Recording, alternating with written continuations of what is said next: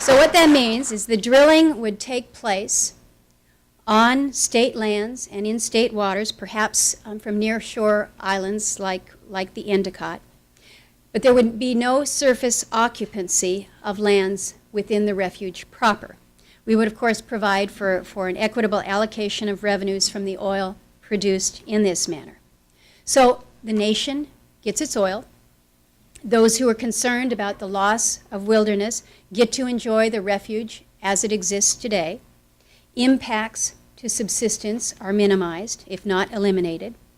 Now, I recognize this is by no means a perfect solution. The present limitations of technology will only allow us at this point to reach about 1/10 of the likely oil reserves and perhaps an even greater percent of natural gas that lies beneath the coastal plain. But we recognize that oil and gas technology is hardly static. As technology advances, more of the reserve could be open for development. Now, while ANWR remains a difficult problem for us in Washington, the new administration is strongly supportive of our efforts to build our natural gas pipeline. This is good news for us. But America's kind of sitting back and they're wondering, with all of the enthusiasm that we have here in Alaska to open up ANWR, why is it that Alaska can't get its act together to deliver its gas to the lower 48 markets? I'm asked this question in Washington all the time. And I will issue, I guess, a warning today that both Senator Stevens and I have repeated before this legislature over the years, that America won't wait forever for Alaska's gas. Shale. The shale gas production is growing by leaps and bounds. America is going to purchase its gas from sources that are ready to deliver it. And if it's not coming from Alaska, America's going to buy it from somewhere else. And that will really strand our gas, and it may do so for an awfully long time. So step one, reach a consensus on a single pipeline project now. Don't wait for an uncertain open season next year. And in order to arrive at that point, we'll need to bring the competing pipeline proponents, the producers who own the gas, and the state and the federal governments to the same table. Step two, unite around the fiscal terms related to the North Slope gas production. Now, this is one case where we cannot blame the federal government for the delays in major Alaska capital projects. When the federal government has been asked to step up, whether it's been to mitigate the financial risk of the project, to streamline permitting, or to open the federal pipeline coordinator's office, it has done so. Now, perhaps there is more that the federal government could do to help the gas line. But I need to see a unified, committed plan of action on the project before I can hope to succeed with my colleagues and the White House.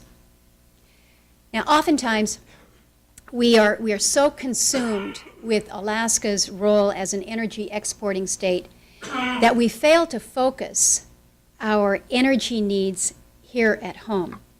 And we need to end that tunnel vision. We've got Cook Inlet production declining.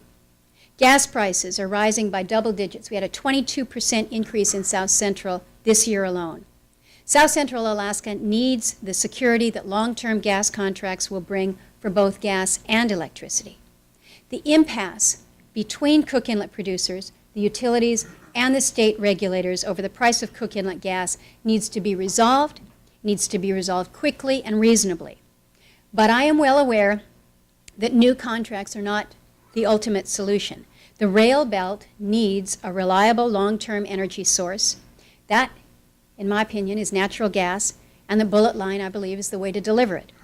And as we think about our energy challenges, it's not the gas line or the bullet line. It's the bullet line and the gas line. Both need to move forward with all deliberate speed. And if additional federal legislation is necessary to push this project across the finish line, I stand ready to press for it. But let's not forget, there is a lot of Alaska. There is so much of Alaska that will not be reached by North Slope natural gas. It's just too far from any pipeline corridor. Every day, it seems that we hear more tragic stories from communities in the YK Delta that are suffering from this triple whammy. They've got bad salmon runs, high energy prices, and then an early freeze that prevented the second fuel barge from landing. These communities are flying in fuel at prices that force some in the villages to choose between heating oil and feeding their families. Suffering in silence until someone writes a newspaper article or posts a blog about what life is like in this winter. Suffering in silence in the hope that Hugo Chavez or Citgo will donate stove oil to those in need.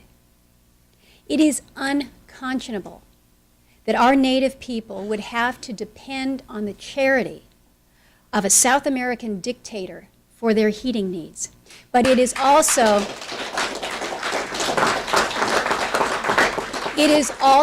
unconscionable that they must depend on expensive diesel to power their communities. We need to find a permanent answer to Alaska's energy crisis. We must take immediate advantage of renewable energy opportunities that exist today. Back in 2007, I won authorization of a renewable energy grant program that I'm asking to fund, and that should help fund wind, geothermal, biomass, solar, ocean, and traditional hydro projects across the state of Alaska.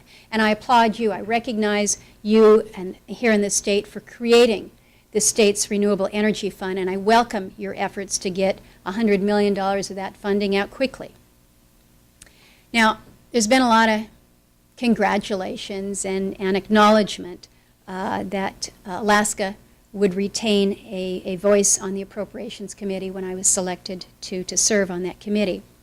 But I've also gotten a lot of questions from folks about, well, what does this mean for Alaska's future? Some believe that the federal investment in Alaska is primarily, or has been primarily, the result of appropriations earmarks, and that if earmarks go away, so too shall that federal investment. And that isn't entirely accurate. I am extremely proud of the fact that the value that Alaska creates for America, think about what value we give to our nation through defense, our fisheries, energy, and our minerals. America must invest in Alaska to continue to realize that value.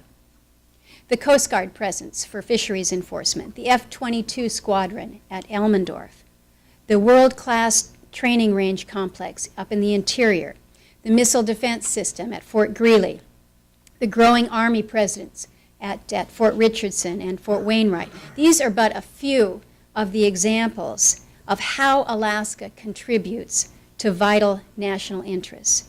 And the national security presence will continue to grow as America fully realizes that it must defend its interests in a rapidly changing Arctic.